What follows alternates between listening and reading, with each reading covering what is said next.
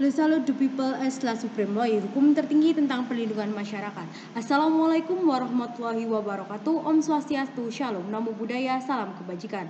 Semoga kita semua senantiasa diberikan kesehatan. Dewan juri yang terhormat, intelektual muda, serta hadirin yang berbahagia.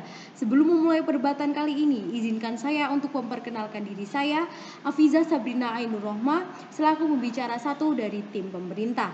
Baik, mosi yang kita berdebatkan kali ini membahas tentang bahwa penerimaan mahasiswa baru hanya didasarkan pada tes talenta bawaan, bukan pada hasil nilai atau tes akademik. Namun sebelum saya melangkah ke landasan argumentasi, izinkanlah saya selaku pembicara satu untuk menyampaikan latar belakang mengapa saya setuju dan menyepakati mosi perdebatan kali ini. Dikarenakan pada mosi kali ini menjelaskan bahwa dengan mengetahui sadar minat dan potensi kognitifnya, anak pun menjadi lebih percaya diri memilih jurusannya, bahkan dapat menyelamatkan anak dari situasi salah jurusan. Tes ini juga dapat melihat dinamika kepribadian, kegemaran, atau hal-hal yang menarik perhatian siswa. Karena itu, tes bakat minat pun penting dilakukan di luar kebutuhan akademis. Orang tua dapat melihat bakat bawaan dan beragam faktor eksternal yang mempengaruhi talenta anak. Tes bakat siswa akan diuji intelijensi yang dimiliki untuk memberikan gambaran umum tentang kapasitas kemampuan kognitif siswa. Aspek yang diukur umumnya seperti kemampuan verbal, logika berpikir, dan daya ingat. Tes minat siswa diukur kecenderungan atau minat individu terhadap bidang studi atau jurusan tertentu. Beberapa teori menuliskan bahwa minat seseorang merupakan cerminan daripada gambaran kepribadian orang tersebut. Dengan kata lain, seseorang akan memilih apa yang ia sukai atau minati sesuai dengan karakteristik kepribadiannya. Kemudian untuk mengatasi hal ini, banyak pelajar yang akan mulai kuliah melakukan tes kepribadian dan minat bakat siswa, tes jurusan kuliah untuk mengetahui kemampuan sebenarnya dan jurusan kuliah yang cocok pada dirinya.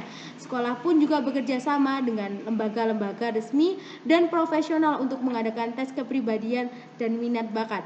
Hasil tes jurusan kuliah ini dapat dijadikan acuan dalam pemilihan program studi bagi siswa. Ada beberapa yang menjadikan hasil tes sebagai patokan utama dalam memilih program studi. Melalui tes bakat minat, siswa dapat lebih mengetahui potensi dirinya, termasuk kelebihan dan kekurangannya, baik dari segi akademis maupun kepribadian. Melalui tes ini juga mahasiswa dapat lebih terarah untuk mengetahui minat yang sesuai dengan bakatnya. Siswa juga dapat melihat jurusan kuliah yang tepat sesuai dengan bakat dan minatnya. Oleh karena itu, tes bakat dan minat menjadi hal penting karena dapat sangat membantu siswa untuk mengetahui dan yakin memilih suatu jurusan kuliah, sehingga dapat meminimalisir siswa yang merasa salah jurusan.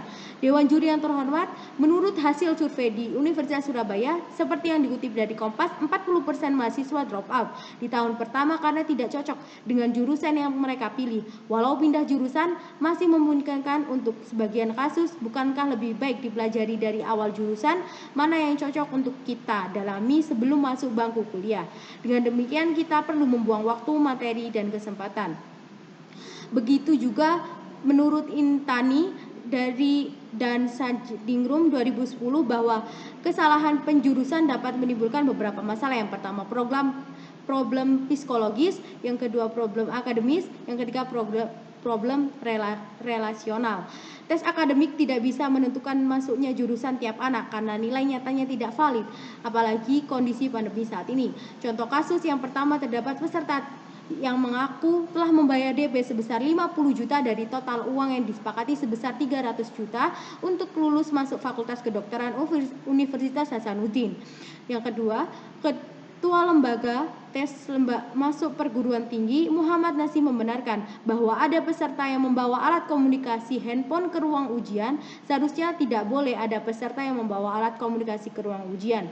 Jadi kali ini saya setuju dengan mosi, yaitu penerimaan mahasiswa baru hanya didasarkan pada tes talenta bawaan, bukan pada hasil nilai tes akademik, karena tes bawaan telah memiliki poin apa yang telah dipelajari dan sebagian besar tes akademik bahkan lebih terbukti. Solusi saya supaya pelaksanaan ini terjadi dengan lebih baik dan layak untuk dipraktekkan di Universitas Indonesia adalah memperketat jaringan peraturan sistematis, sehingga melalui proses seleksi ini universitas mampu mendapatkan kriteria pelajar yang mereka harapkan. Dengan argumentasi yang telah saya sampaikan, sekali lagi saya tegaskan bahwa saya sangat-sangat setuju dengan mosi kali ini. Sekian, terima kasih. Wassalamualaikum warahmatullahi wabarakatuh.